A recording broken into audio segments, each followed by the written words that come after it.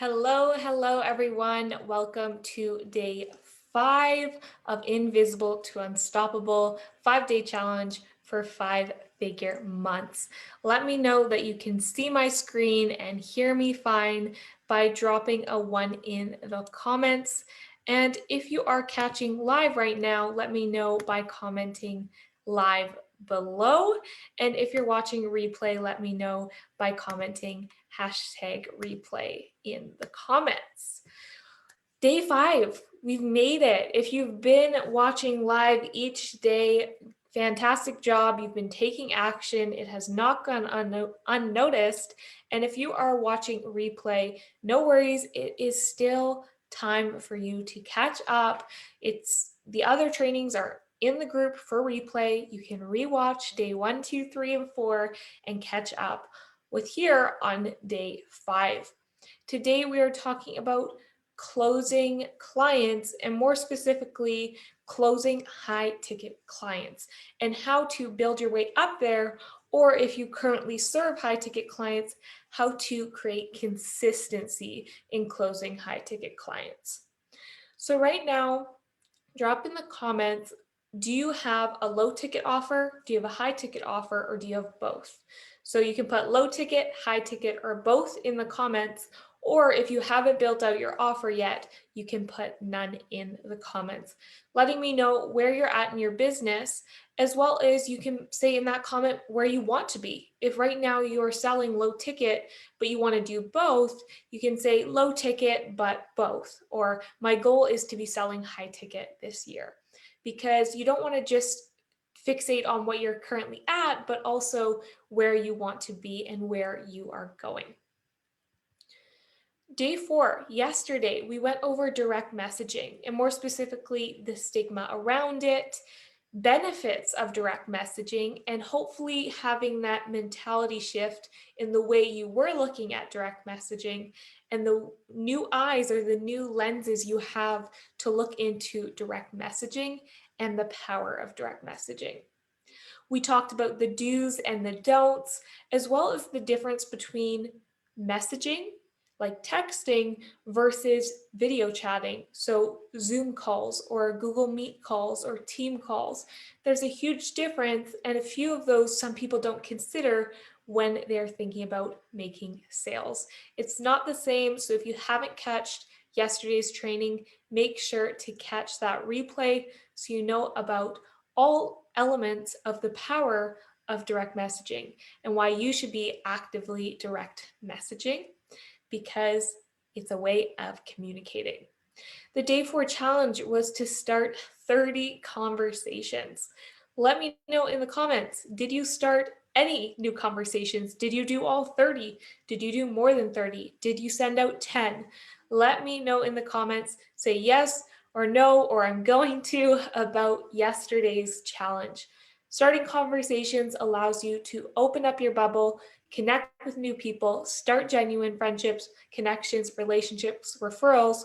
The list is never ending about what messaging people and opening up that communication can do for yourself, the person on the other side, and overall your business growth. Today, closing clients. We are talking sales mindset and what you need to know about yourself and your business to confidently, consistently close clients. So figuring out what isn't working, why are you not consistently closing clients right now?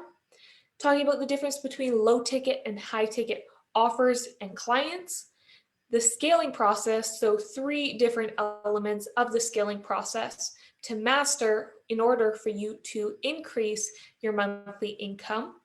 And then what separates you from the crowd? We're talking about what is making you different online and how you can stand out. And lastly, we are talking about handling objections.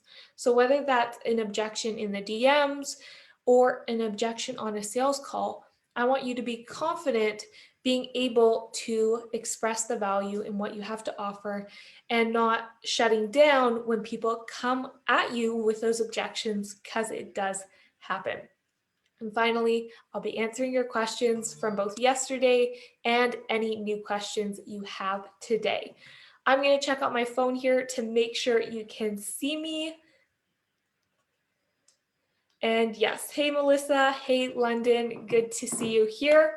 Throughout today's training, any comments, drop it in the comments and I will check it out during the Q&A section of this training. So your sales mindset.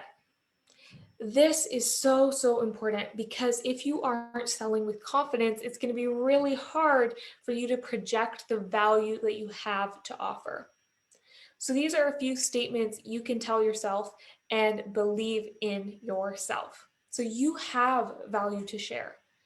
It's so not, I guess the word is upsetting or discouraging when I see people that I believe in so much or I know have so much potential get down on themselves because they're not valuing themselves. And you need to find the value in yourself and what you're doing in order to project that on a sales call or in your direct messages or showing up on lives. So you have value to share and you need to know you have value to share. People want to work with you. You need to have the mindset that it's an amazing opportunity to work with you. It truly, truly is. And when you realize that people have an opportunity to invest in you, you should be so confident in your delivery and your offers because you know how great your program or services, and you are confident that if they take action on it, that they will see results. Your ideal client needs you. Your branding, your business is built around solving their problems. It's not just that it's any random person. Your ideal client is looking for you. They are waiting for you to show up on their doorstep. And when they do, it's that, oh my goodness, I think this is the person for me. This person can really transform my life, whether that's financially, a life challenge I'm going through, my health, whether it's physical or mental. We're all on here trying to make an impact, a positive impact on people's lives. And your ideal client is looking for you to help guide them in that transformation. You are going to show up and deliver. You not only can make these promises or communicate these promotions or saying you'll get this, you'll get that, but you need to be confident that if somebody was to follow step by step your process or what you're saying or what you're training on, that they will see results. That is why I'm confident selling not only low ticket, but high ticket, because there's no doubt in my mind that everyone that implements, everyone that takes action on the resources and trainings I provide will see major results. And if I didn't have that mindset, or if I didn't know that, I wouldn't be able to pitch because I would be thinking, oh no, what if they don't get results? Well, it's up to them to implement. I can give anybody the resources and training abilities, but it's on their end, it's their opportunity to take action on it. Okay, so you need to show up and deliver. You know your offer is a good investment. You need to be believing in your price point. If you aren't aligned with your pricing, it's going to be really hard to pitch your pricing. And again, if you don't see the value in what you have to offer, how is somebody else supposed to see the value in what you have to offer? You need to believe it more than anybody else, and you need to be confident in your pricing. Because if you're not confident in your pricing, it becomes that element of, oh, I hope they don't ask me the price, or I'm worried about what they're going to say, or say, I know it's a lot, or you create these rambling or nervous statements or words that shows insecurity in your pricing. And you do not want to do that. You want to be confident in your pricing and be aligned with your pricing so you can sell in a confident manner. Making an impact is the ultimate goal of service providers, of coaches, or should I say good coaches and good service providers. That is why so many of us are here online doing what we're doing. We want to make an impact, a positive impact in people's lives. And money becomes a byproduct of that. It's not I don't put my happiness or value in monetary things or money. That's a resource for me to be able to further impact people in a positive way. Whether that's myself reinvesting in my business so I can have a greater reach for more clients, or whether that's me having the resources to do what I love doing, or donating, or creating an impact and a transformation in people's lives. So when you have the mindset and the intention of transforming people's lives, money becomes a bonus, and it becomes a resource that you can utilize to further your impact. What is your why? It's important to know your why, your purpose of what you're doing, because as things get busier or as you start to earn more money, you do not want to lose your true values. Why did you start it? And what is the driving factor to keep you going? Motivation is not something that is everlasting. It can be up and down, but you don't want your business to go along with that motivation.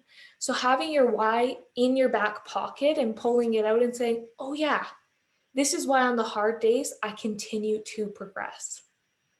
That is what is going to help you in further impacting people and growing your business. For me, one of my whys is that I want people to live a life they love. I think life is absolutely not about waking up and wishing you didn't, or wishing, you were in a different position, or you don't like your job, you're dreading going to work. That is something I don't want people to experience. And I truly, truly believe you can turn your passion into profit, especially with the resources we have. And that's what I'm helping women do. I'm helping them take that next step in turning what they love doing into their income sources, as well as freeing up that time so that they can do what they love and impact their loved ones, or spend more time with their family, or go and travel. There are so many benefits to taking what you love doing it for a living, but then also seeing the results from it and how you can truly begin to love your life. You need to have a strong foundation before you can start scaling your business. So if you're just at the beginning stages, you want to focus on that first step. You need that strong foundation because you need to be able to walk before you can sprint. So something I would love for you to be clear on walking out of today is your ideal client, your offer, and your why. So your ideal client is who your offer is for. Who can you think of that would get the best transformation from your service? Your offer. So what are you providing your ideal client to get them that transformation? That is your offer. And your why your ideal client needs your offer and needs you to be the one directing them. There are so many people that have very similar courses or programs out there, but what's going to attract your ideal client to you is your delivery, the way you show up, your heart, your mind, the way you speak. All those types of things are going to funnel out the people that aren't attracted to your style and bring in the people that are attracted. Okay, so you need to be strong on your ideal client, offer, and why, and build from that strong foundation. So why are you currently not closing clients? These are 5 things or attributes that are really important in consistency with closing clients. So I've numbered them because I want to know if there's multiple numbers that you need to work on, if there's one key element that you need to work on in the comments. So if you feel like you are not closing clients consistently because it's your visibility, you'll drop a 1 in the comments. If you feel like it's your quality of audience, you have followers, you have Facebook group members, but they're not turning into paying clients, then you can drop a 2 in the comments. Let's say, you have that, you feel visible, you have an engaged audience, but your lead generation is not consistent. Some weeks you get some weeks you get none, some days you get a ton, some days you get none. That is inconsistency in your lead generation, which ultimately leads into inconsistency of your clients. 4 is nurturing process. Let's say you generate leads, but you don't know how to nurture those leads to ultimately get them on a sales call or get them to the DMs and close that deal.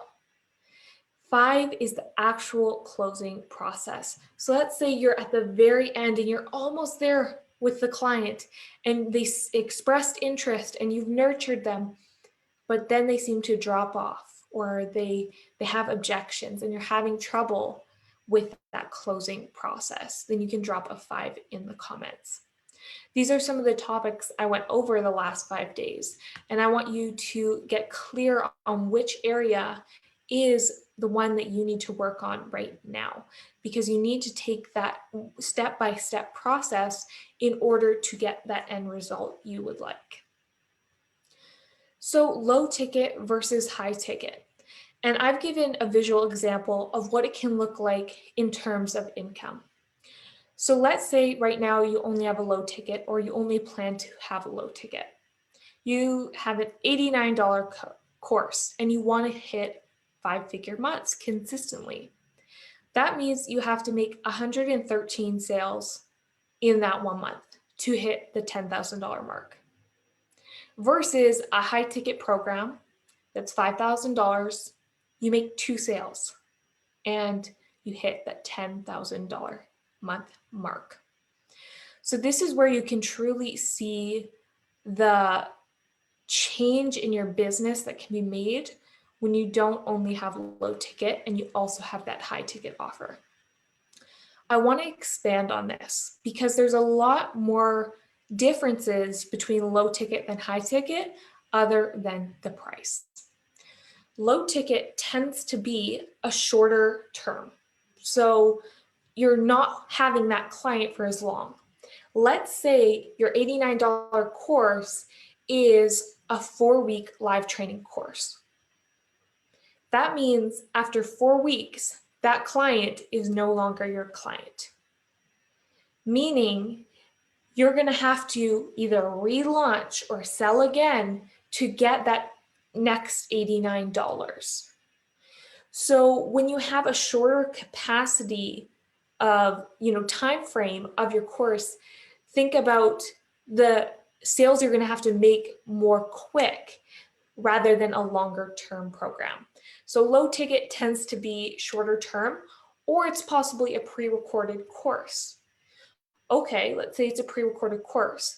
Do you have the marketing strategy and the audience to make 113 sales in 1 month? My guess is you don't have that audience, quality level, marketing budget behind the 113 sales yet. Doesn't mean you won't in the future, but right now, thinking about your current situation, how different these 2 months can look based on your offer. Another difference between low ticket, which is not always the case, but sometimes the case, is that people are less committed. If I'm investing $89 to me is very different than investing $5,000. You have less skin in the game with $89.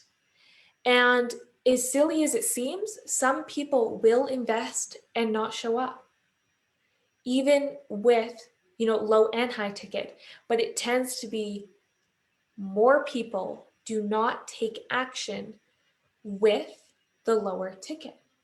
For example, this training, I'm doing a 5-day challenge and I don't hold back with value.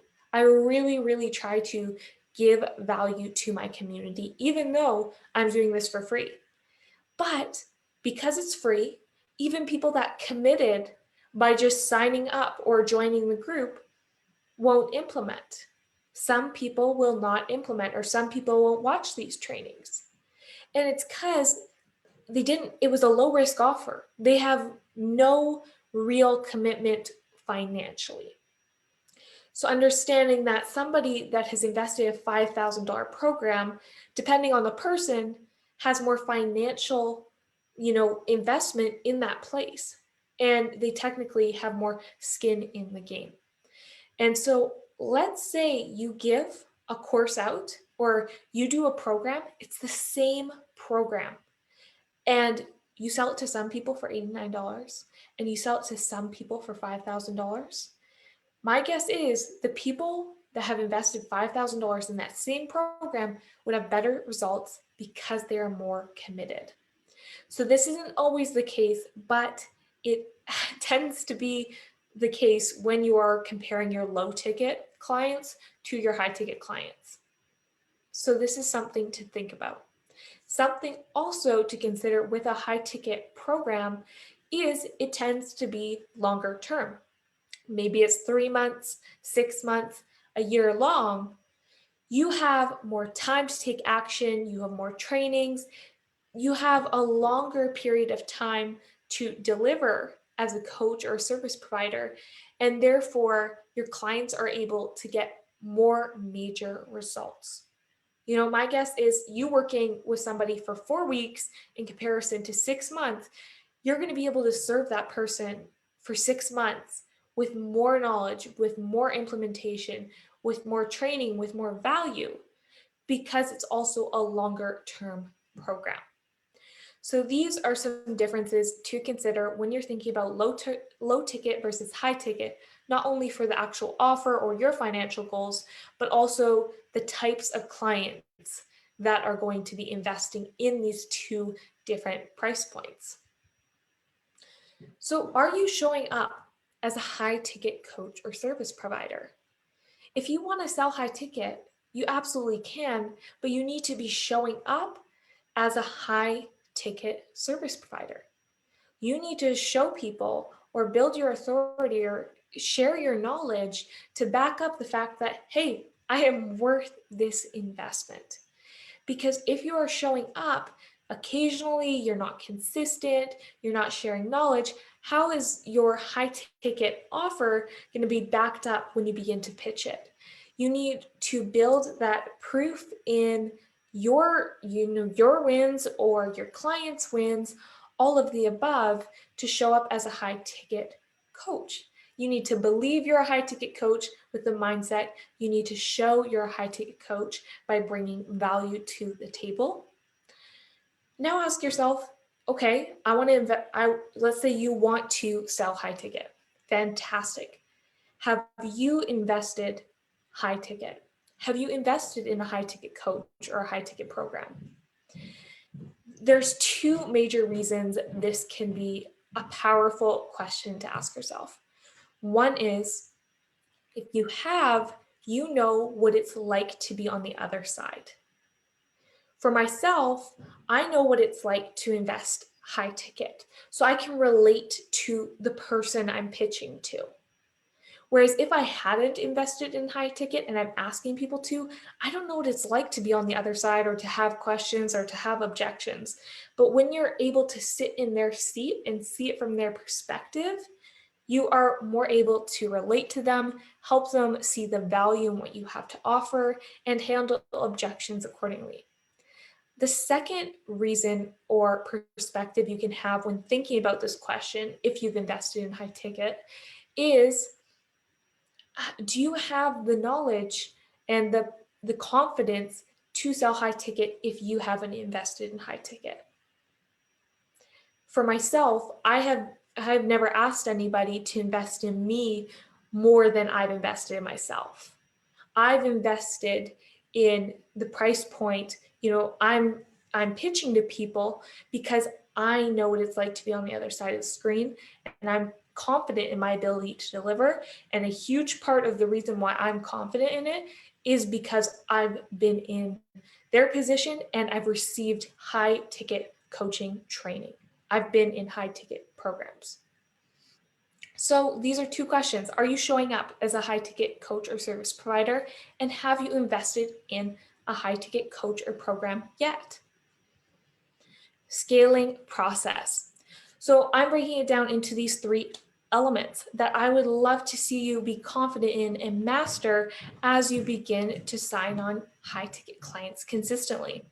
So the first one being your sales process. So taking somebody that has no idea who you are all the way until they are a paying client.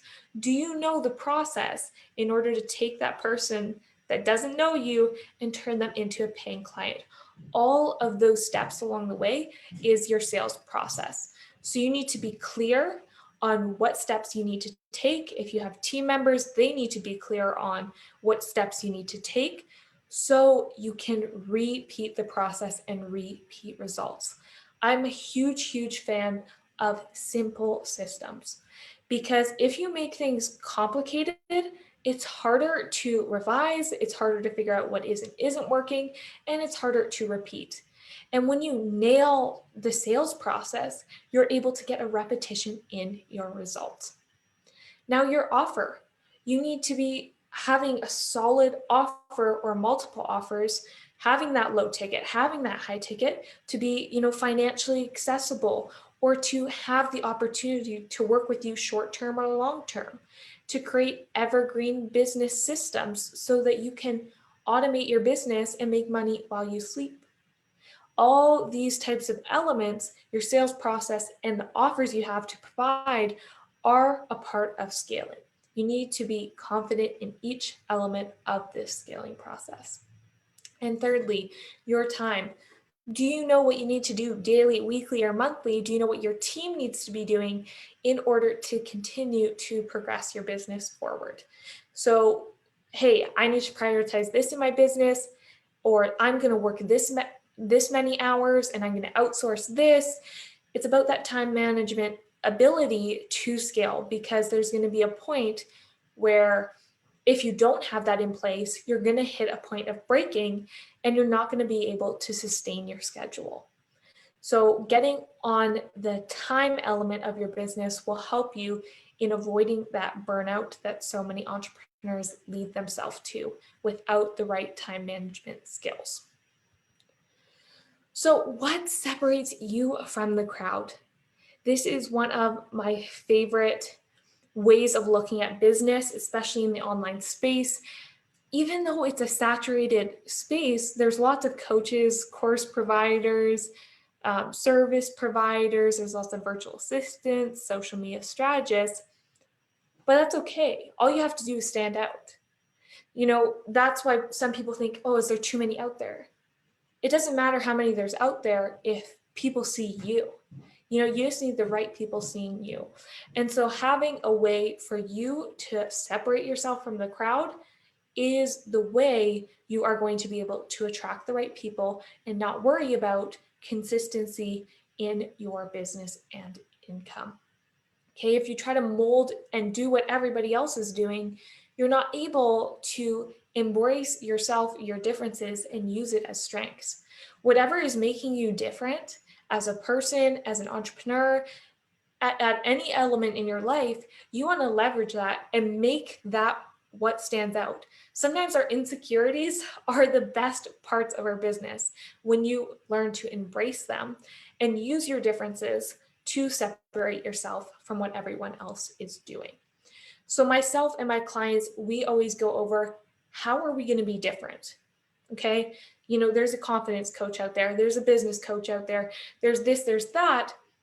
Let's not compare ourselves. Let's just figure out, how can I stand out?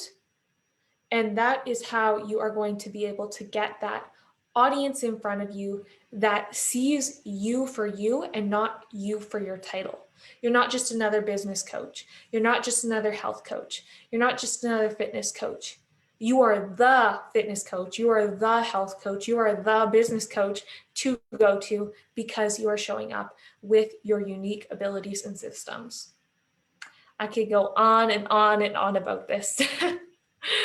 Okay, handling objections. I want you to comment below, what is the main or couple objections people tend to have when you hop on sales calls or when you're in DMs? What is a struggle for you? Because I want to give you direct feedback. If you're watching live, this is a great time to be live, because I'm going to talk exactly what you comment about. So as you're commenting right now, I'm going to go over I would say popular ones that I've experienced as well as my clients experience, and how we can handle these objections with grace. Ultimately, sales and selling on calls, every pitching in general, to me, is not something I am scared of. It's not something I don't like doing. I used to not like doing it because I associated it with,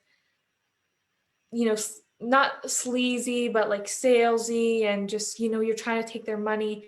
That's not my intention. And as soon as I had the right mindset and I realized, hmm, it's not about convincing people. It's not about demanding people. It's not about pressuring people into investing in myself. It's about people seeing the value in what I have to offer and how I can transform their life and business. It's truly just about being able to open their eyes and see your program or you and your services in the way you do. So opening it up to their objections and taking on those objections and saying, by them saying this to me, what are they not seeing in my program? What have I not done a great job at explaining or clarifying that they have this objection for? So let's go with the first one. Don't have the money. For my particular circumstance, I help people make money. So for this one, it's quite simple for me to say, you know, ultimately, this investment is not just to make back this investment, but it's to double, to triple, to quadruple your investment. As a business coach, as a business goal coach, I am enabling you to increase your income. So that initial investment might be something that's not easy. And especially with high ticket, it's not often easy. I've personally been in the position where, with my first high ticket coach, she pitched to me, I did not have the money of the program in my bank. I knew that. But I had so much confidence and I saw the value in what she had to offer. I knew, I was like, I can make this work. Put it on the credit card, put it on a payment plan, and I was able to pay it back every single month because I took action on what she taught. I believed in her. I saw the value in her program, and I was able to have no struggles. I was not in debt. I was not in debt from the program because I saw the value and I took action. So I was somebody that, quote, didn't have the money, but I made it happen. And so many people, we think that we don't have money, but we're rich in so many ways and we have resources. We have credit that can allow us to open up the possibility to make more money. Let's say you're not in the business coaching space. Maybe you'll handle this a bit differently. Maybe you'll say, do you know what? I acknowledge that you're not in a financial position to invest right now. That being said, I would like to open up the opportunity for payment plans so we can sort this out and see how we can make this work for each other. It's not a pressureful way. It's not saying you need to invest. It's saying, hey, I see that you truly want to do this, and I see that this can really transform you, and I want to be accessible to you, so I'm going to do my best in order to make this a good suit for you. See the difference in that in comparison to, oh, it's okay. Many of my clients have gone in debt to invest in me. That's a totally different approach. Or saying, oh yeah, just quit your 9 to 5. We're going to double your money in the next week. As crazy as that sounds, that has come out of some people's mouths. That is not my approach. That is not my client's approach. My approach is acknowledge the person in front of you's situation. And if they are your ideal client and you truly believe that you can help them, then try to figure out how you can support them in the best way. Maybe if you've pitched your high ticket program and they truly can't afford it, then maybe you'll have that low ticket offer to say, do you know what? Even though you can't invest high ticket right now, I have a low ticket program that I believe could serve you very well. And I'm going to tell you a bit more about that now. Let me know if this sounds like a good fit for you. See how I'm able to be kind, genuine, but still make sales? that is the way and the approach I love to see my clients doing, because it's authentic and people like real people don't like being pressured. So if you've been told in the past you need to be pressureful to make sales, I think there's an element of scarcity you can bring in, but you don't have to be that person that is making the person on the other side of the screen feel bad about their situation. Okay, I could ramble and ramble about this. Not the right time. This one's an interesting one. First of all, I always evaluate the person in front of me. If I truly believe, it's not their time or this isn't the right program for them, I don't pitch to them. I only pitch to people that I believe it is the right time, or I can see them transforming well, or I think it's going to be a good investment for them. And so, not the right time can come up for a few reasons. Maybe their life circumstances are changing, whether it's a crazy time in their life, there's so much transitioning going on, or maybe they're moving or going through something with relationships, or maybe they're just transitioning out of a 9 to 5. There are so many different reasons for not the right time. But often I've noticed when I was saying to people that were pitching to me at the beginning that I was saying it's not the right time. I need to do this, this, and this, and I need to get it sorted before I start.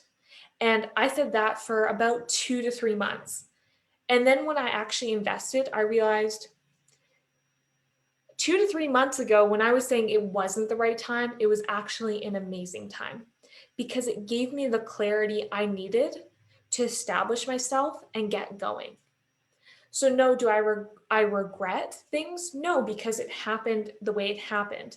But if I could have told myself sooner before I invested, I would have said, even though it doesn't feel like you're perfectly together and ready for this, it's going to serve you in the long run. And if you're waiting for the perfect timing, you'll be waiting forever. So really figuring out how you can show the value, how you can assist them in what they're going through. For myself, I'm a huge advocate for like work-life balance, being able to sustain what's going on in your life while growing your business. So for me, I'm able to say, do you know what? I acknowledge what you're going through right now, and I want to be a support system for you. And I want to make this work because I can see how you can really transform in this program. So again, all of these objections are just coming back to the point of how can you show them and let them see the value of the program and why now is a good time to invest. Third common objection is don't have the time. For my particular niche, to me, I'm like, if you don't have the time to grow a business, you probably wouldn't be on a call with me. Because people that are trying to grow businesses and they say they don't have time, then you're not going to have time to grow a business. If people don't have time to move themselves physically, are they going to be able to perform in other areas of their life? If people don't have time to take care of their health, how are they going to be able to, be that good parent or that good aunt or that good grandmother if they're not taking care of their health? We can make the time.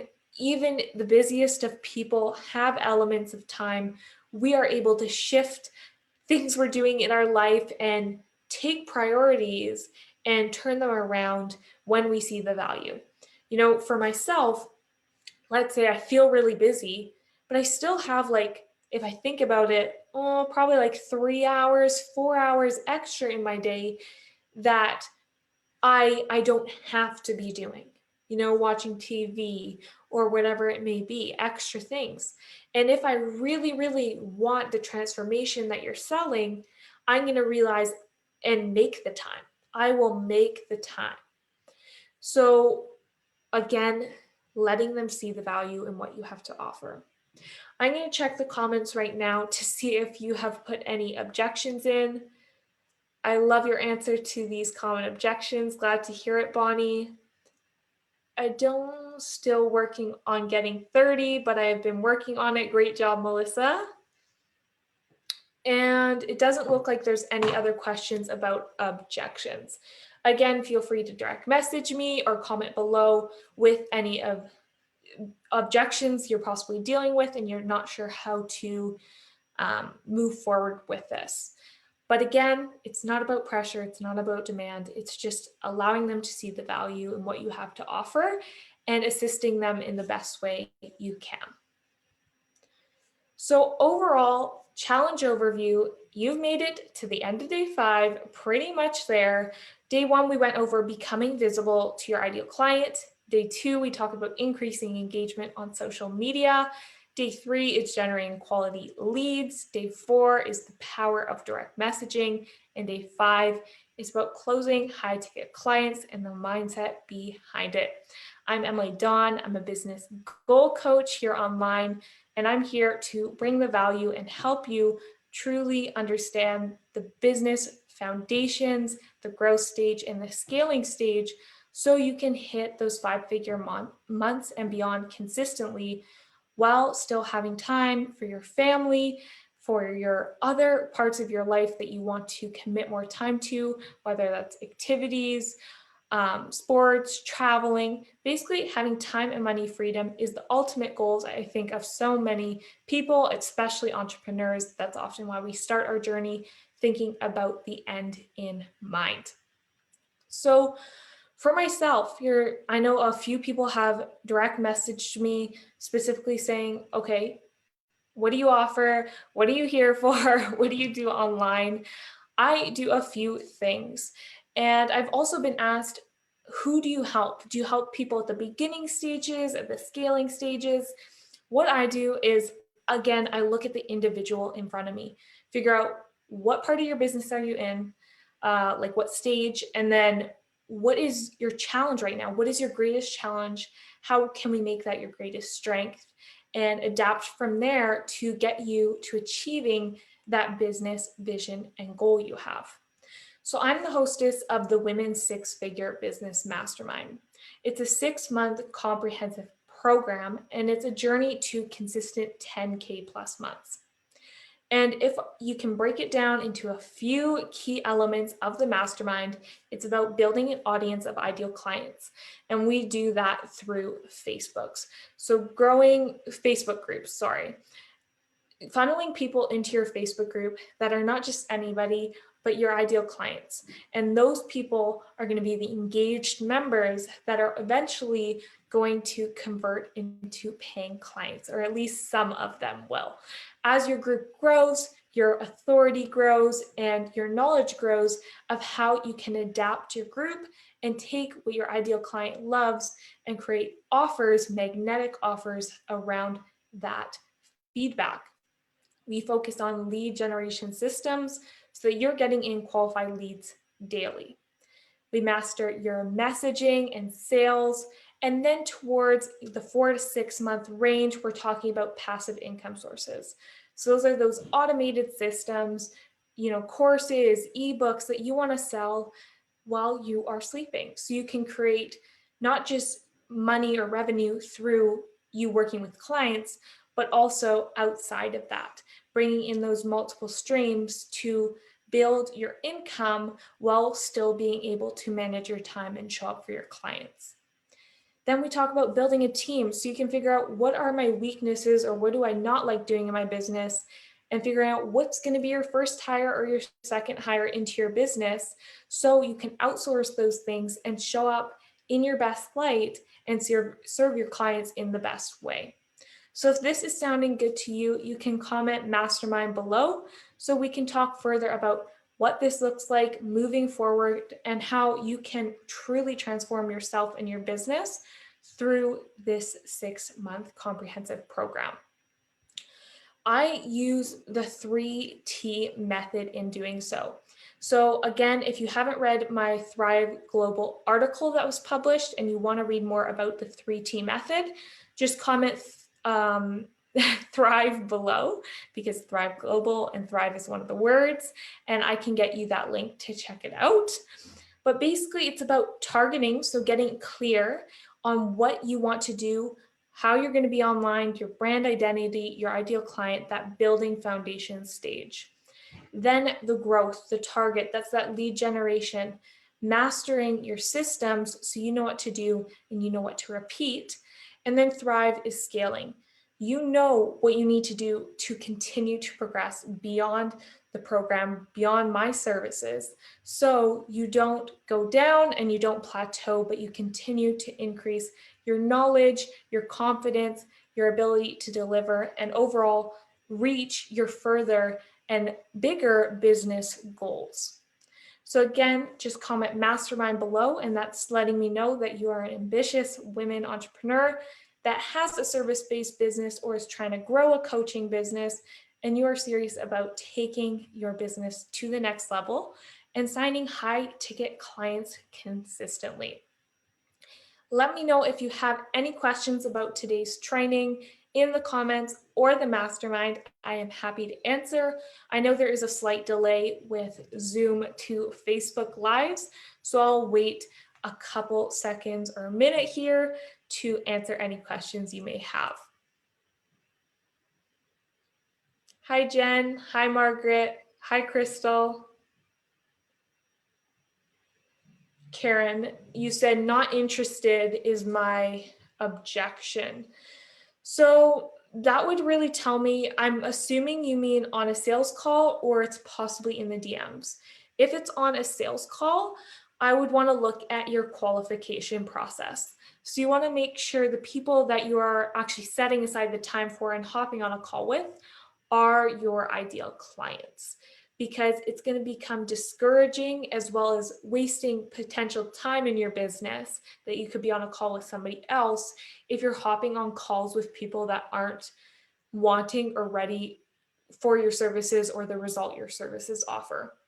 So making sure you have some sort of DM questions or process or whatever Calendly or equity scheduling that you have has pre-qualification questions.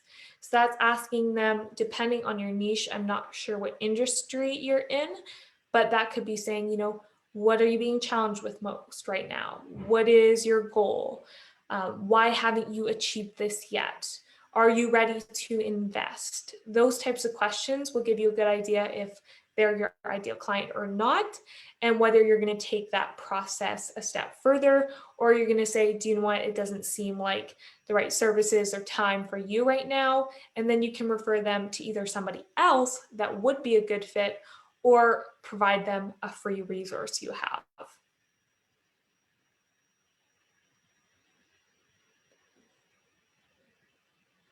Thanks, Margaret. Your explanations are clear and show value. Doesn't look like any new questions are coming in, so I'll answer some questions I got yesterday.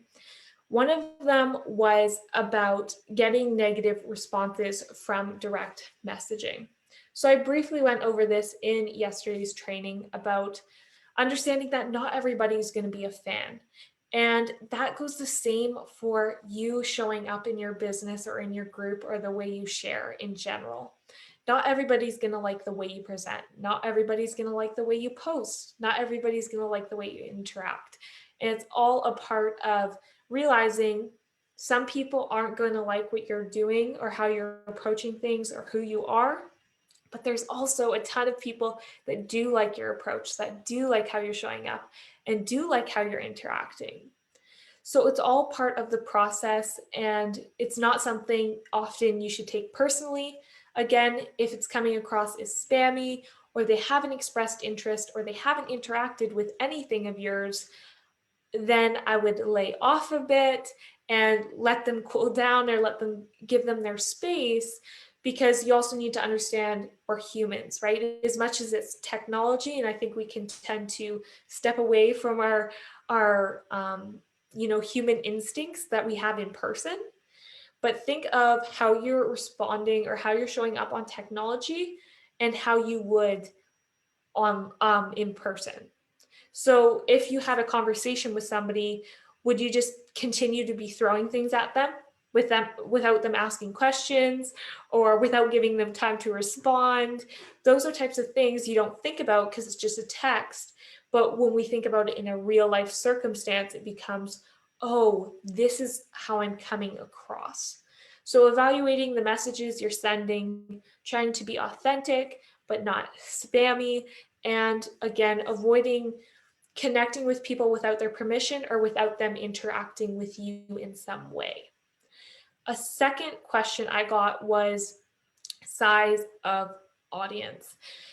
And again, it's quality versus quantity with the size of your audience. That being said, you need to consider conversion rates.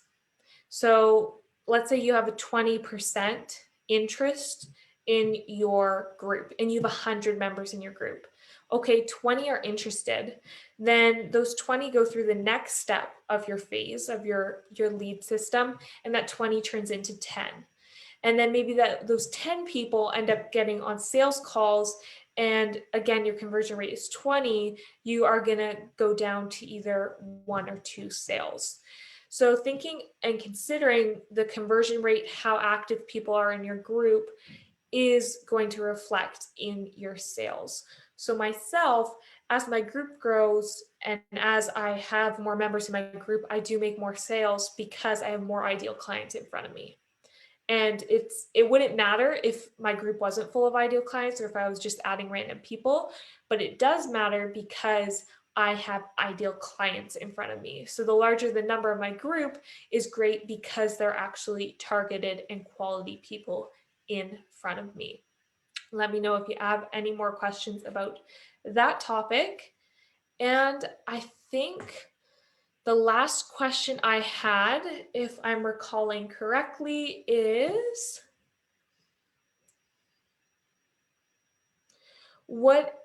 yes.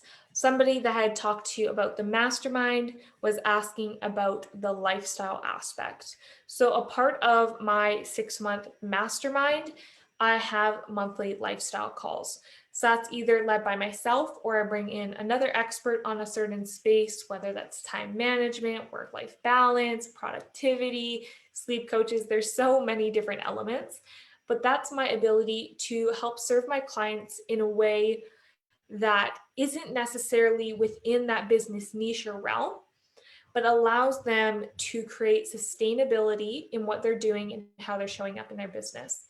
Because as a participant of business programs, coaching programs, I've seen it where people come and show up to the calls looking absolutely exhausted.